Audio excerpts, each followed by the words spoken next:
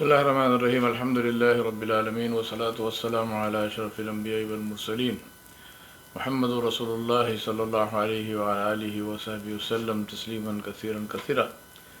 From Abadu, my dear brothers and sisters, we are on the beautiful story of Dawud alayhi salam, one of the greatest Anbiya of Allah subhanahu wa ta'ala, one of the two who were kings, and the two, he and his son Sulaiman alayhi salam, were the two who brought the Bani Israel into, and they remained in what is known as the their golden age.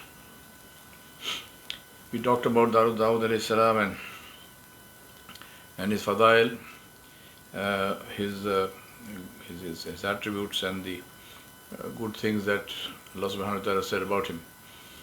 Now Dawud alayhi salam reached the stage of being a king by the training that Allah subhanahu wa ta'ala put him through. And we have in the last lecture on the qualities of Dawud alayhi salam, especially when he took the decision to fight Talut, Goliath. We have seen the role of courage and initiative and how that is so important to go forward. Now, experience comes through knowledge and its application in life, and then extracting valuable lessons from that experience of applying knowledge in life, and then applying those lessons to further and future challenges as they come. So it's a combination of four things. There is a David Cobb postulated a theory which we call the theory of active learning or adult learning, and he says the first part of it is what he calls concrete experience, which is something happens to you. And the second part of it is, he calls it, very nice terminology, he calls it reflective observation. You reflect on what happened to you. So now you are out of that scene, whatever happened to you, whether it was good, bad, whatnot, and you are out of that scene, you are now thinking about it, you are reflecting on it. And when you are reflecting on it, you are trying to recall it in as much detail as you can recall. Now remember, this is not the same as brooding. This is not the same as, like people do who, especially those who have negative experiences, they just dwell on them, they brood on them, and it drives them into a spin of depression. We are not talking about that. We are talking about analytical observation of what happened in your life. So when you are reflecting and observing, when you are in the stage of reflective observation, you are not brooding on something, you are thinking about it very constructively, very, to the extent possible, very objectively, and in an unpartisan kind of way. So you're not giving yourself all the brownie points, and you're not giving somebody else all the blame.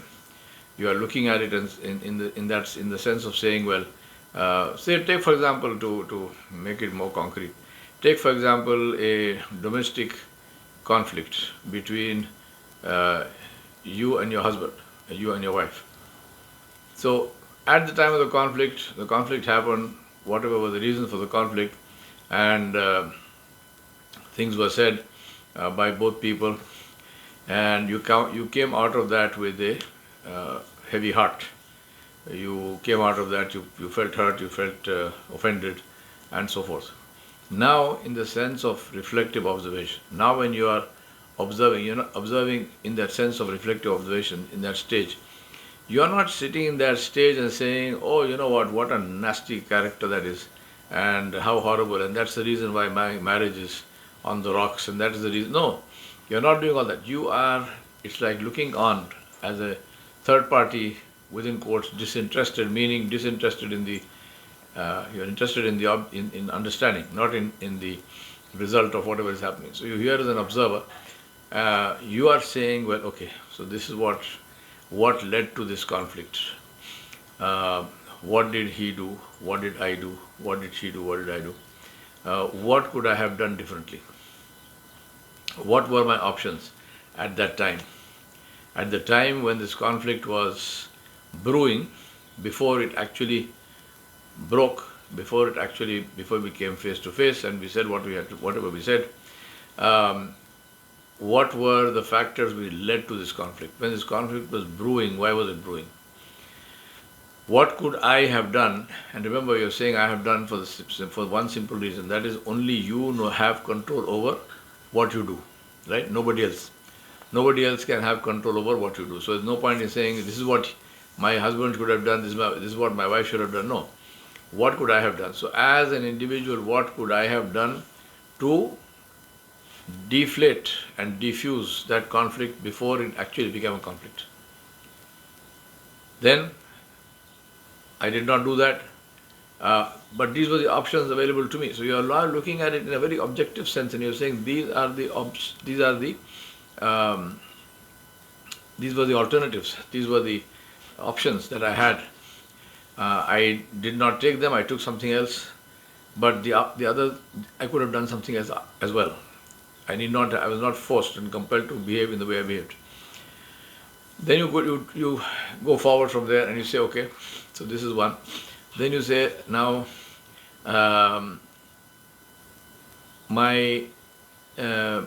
going forward, my actual now in the face-to-face state, what were my options?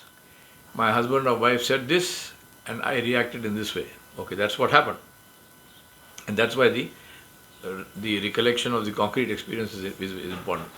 This is what happened. But what other options did I have?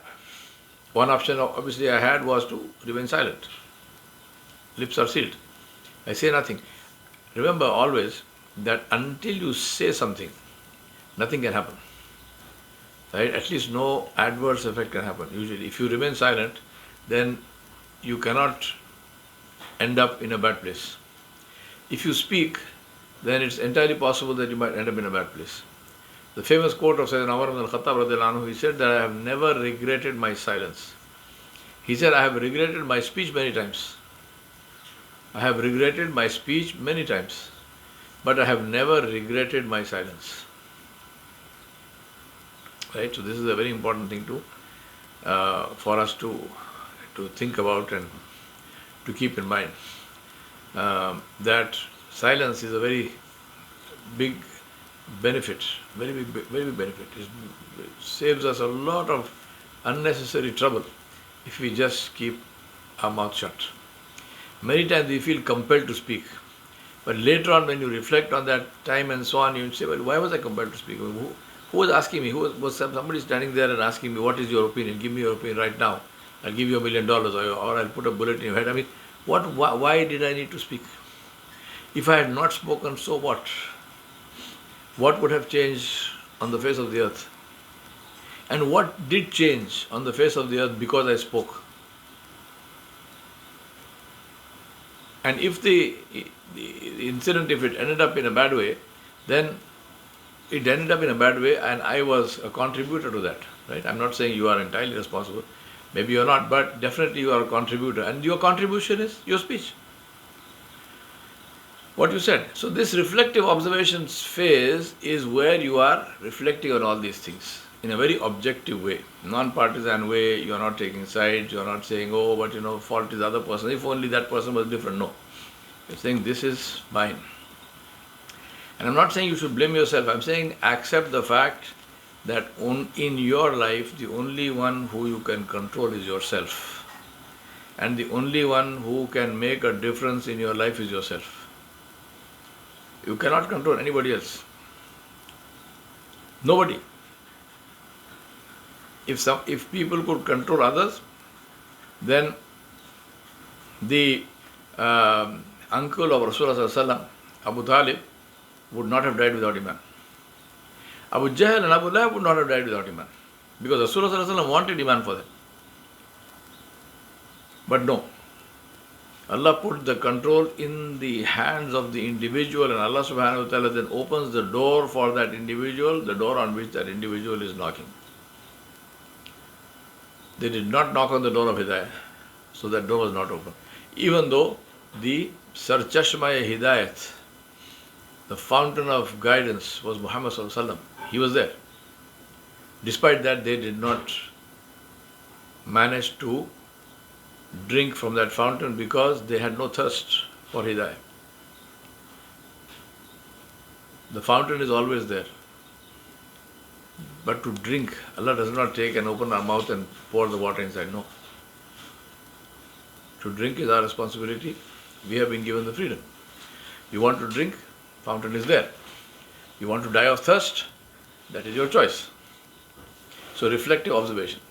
Third stage from reflective observation is a very, very important stage, and that is the stage of abstract conceptualization. I'm talking about all this in the context of the story of Dawud alayhi salam. What do we learn from these stories? And not only Dawud alayhi salam, but from all the Anbiya alayhi salam. So after reflective observation, now I had the concrete experience, whatever happened to me, all the feelings and everything else is there. I bring it here into reflective observation, and now I am mentally reliving that.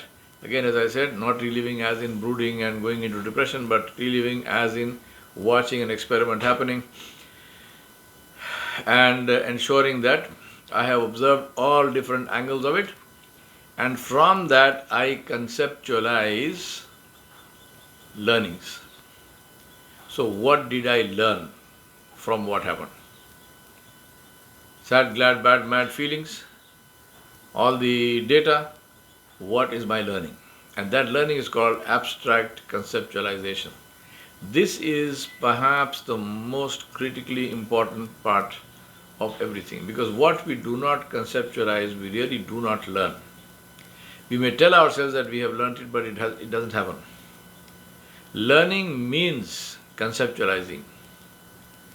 So once we have this abstract conceptualization, then we take this concept, this learning, and we apply it in the next situation in life.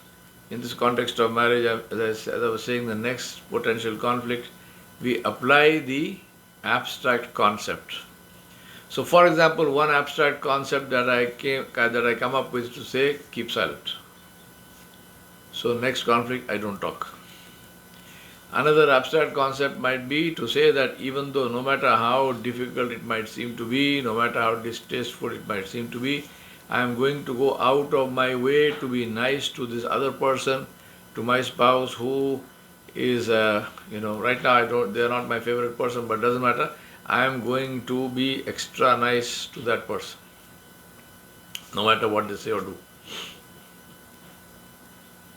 When people come to me with this mother-in-law, daughter-in-law conflict, I always tell the daughter-in-law, I say, go and hug your mother-in-law, kiss her on both cheeks, right?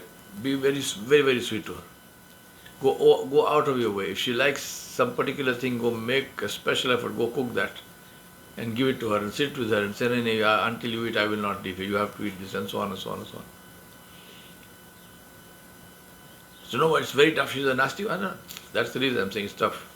But fighting with her daily is also tough. And she's not going to disappear. She's there. So do this. Then you will see how she will change. So one of them tells me, oh, but if I do that, she'll die of shock. I said, good, so your problem is solved. One way or the other, right? So, abstract concept. And then active experimentation. We apply this concept and we say, how does it work? To give you an example of this in a slightly amusing way, the Emperor Akbar had what he called his Navratan, what he called his 9 jewels, and these were 9 great scholars of the time and so on. And of course, not all religious scholars, but scholars of different kinds. One of them was Raja Birbal. Birbal is generally portrayed as in the role of a court jester, but he was not. He was a very wise man, and he was humorous. He used to make jokes and so on and so on. But he was a very wise man, and he was a teacher. He had much to teach the king. So one day Birbal said to him, "I have a cat that is afraid of milk." So Akbar says, "How can a cat be afraid of milk?" He said, "Yes, my cat is afraid of milk." So Akbar said, "Bring the cat." So Birbal's cat was brought, and they brought a saucer of milk. They put the milk there. The cat took one look at the milk and disappeared. So Birbal said, "See, I told you, my cat is afraid of milk." Now, if you think about this, well, how would he have achieved this? And obviously, very, before SPCA, Society of Prevention of Cruelty to Animals, this cat would probably have been given this milk which was extremely hot, scalding milk, and the cat put its mouth into that and got scalded and ran, and after that the cat doesn't touch milk anymore. Now, linking this to the theory I talked to you about, which is adult learning, concrete experience, reflective observation, abstract conceptualization, active experimentation. If the cat had applied this theory, what would have happened? Concrete experience, I drink milk and I get burnt. Now, problem is because not enough abstract, not enough reflective observation. So the cat jumped from the experience to the concept. That's the mistake. So the cat drank the milk burnt, scalded. So the cat forms the concept, milk burns. So don't drink milk anymore. Wrong concept. Does milk burn? No. Hot milk burns. Milk doesn't burn. Hot milk burns. So what burns? The temperature, the heat. Now that will happen if you do abstract conceptualization. So if the cat had sat under a tree and thought, well, this milk burned, but I have drunk milk before, and milk doesn't burn. So what was this about this milk? What was it about this milk which was different? And it would say, well, this milk was hot. So it is heat which burns, not milk. So now abstract concept is what? Test the temperature before you drink. I'm sure it happened to practically every one of us. You would have drunk coffee or tea without carelessly, and suddenly you get your mouth burnt, tongue is all scalded. But do you give up tea and coffee? No. Because you are not a cat. You have gone through the reflective observation phase. It is heat which burns. So next time, maybe if the cat is given milk, the cat will probably put its tail into it and test the temperature before it drinks the milk. Now the reason I'm saying all this is because in the stories of the Anbiya, we are getting this whole thing, but we have to extract the abstract concept from it and say, what do I learn? What do I learn? This is what I tried to do in the last class which you saw, where I spoke about what I call the 6 rules of David, the six rules of Dawud alayhi salam. When you are small, when you are weak, which is to the world, to the world you are small and weak, to the world you are under-resourced. How do you turn that to your advantage? When you are facing an opponent, in this case it may not be an opponent who is after your neck, it may be an opponent in terms of your career going forward, it might be meaning time is your opponent, or it may be circumstances are your opponent, maybe it's the market segment you are trying to get, which is your opponent. How do you deal with overwhelming force? How do you deal with a very strong opponent when you don't have that strength? And in the last class I explained that in detail, so I'm not going to go over that now. But think about this. That is the benefit of abstract conceptualization. The story is there of Dawud alayhi salam, and whichever story of Anbiya we have been doing. Now we need to reflect. Some of that reflection I'm trying to do for you in the class. Also the concept, but this is something where you must work on your own and reflect in the context of your own life and say, what do I learn from this which I can apply in my life?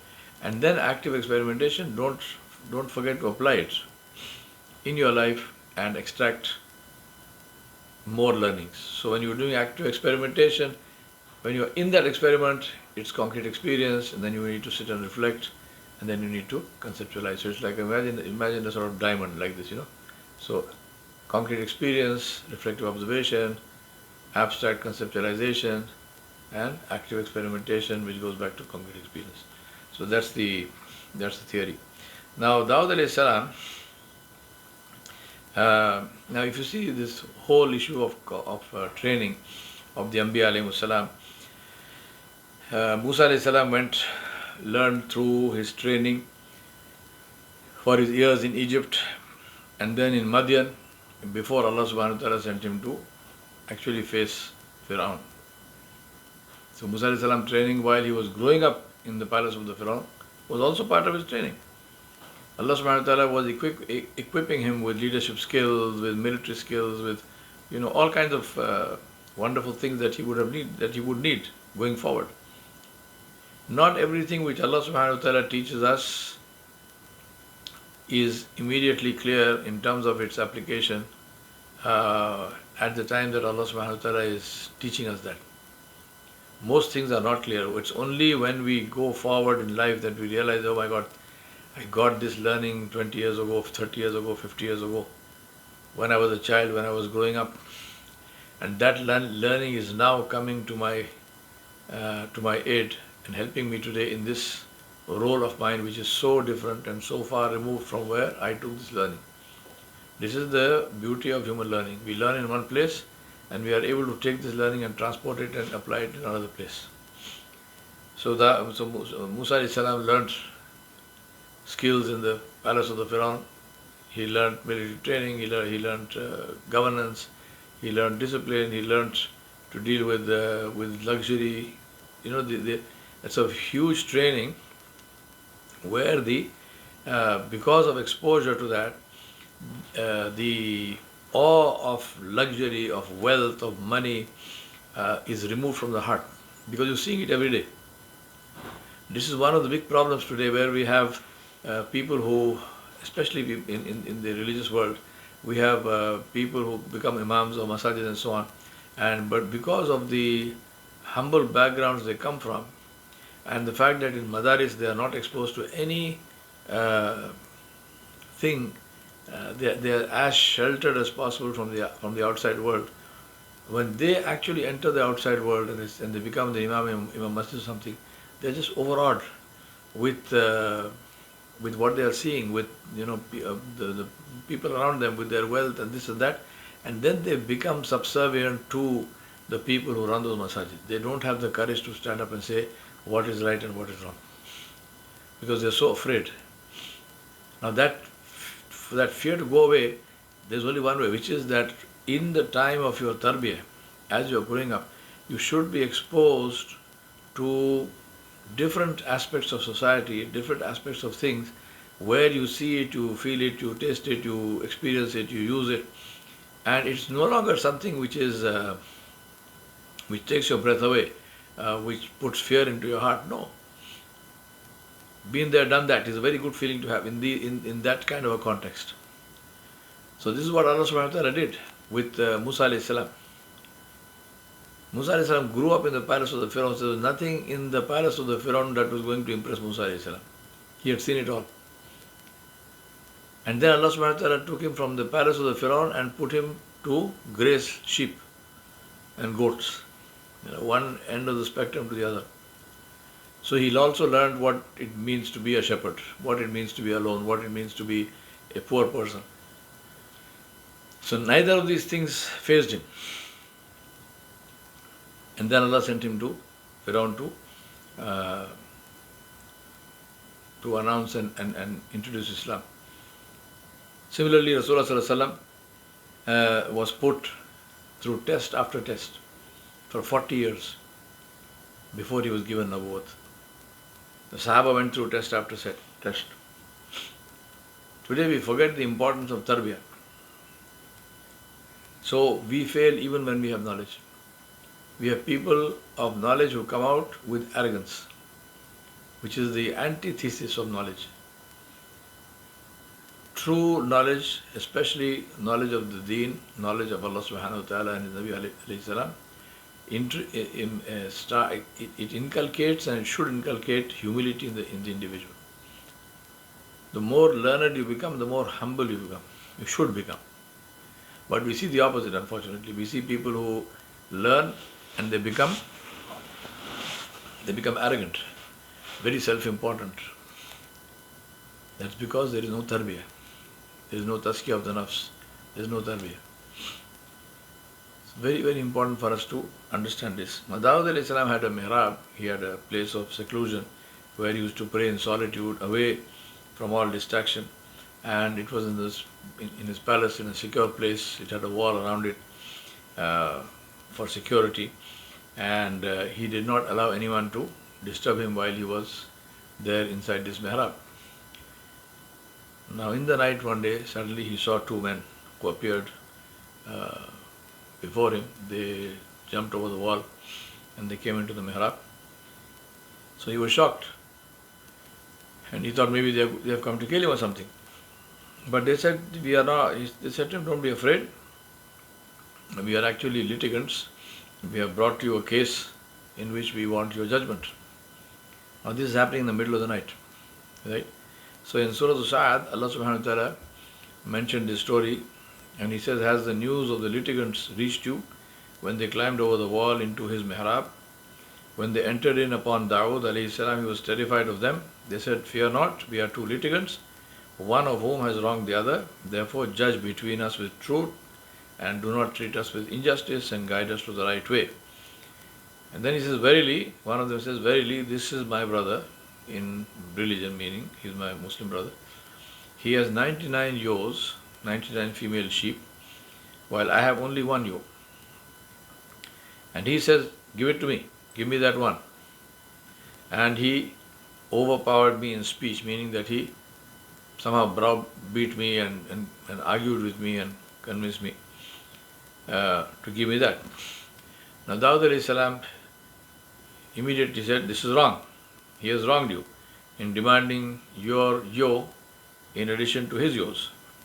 And verily many partners oppress one another, except those who believe and do righteous deeds, and they are few. And then suddenly Dawud alayhi salam realized that this whole thing is a test from Allah subhanahu wa ta'ala.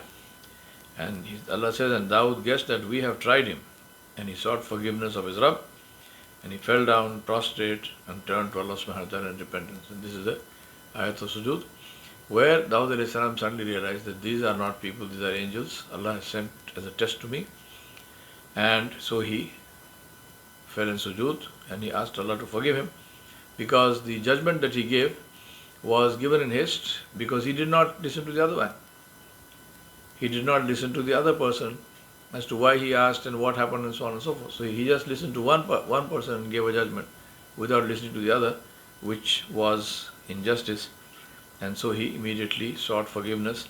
And Allah said, and so we forgave him. And verily for him is a near success to us and a good place of return, or final return, which is Jannah. Now, we will talk about this in more detail, inshallah, in the next class. But it is very important to understand here that the message that is being given here is the message that, one, that justice should be done, and that we must not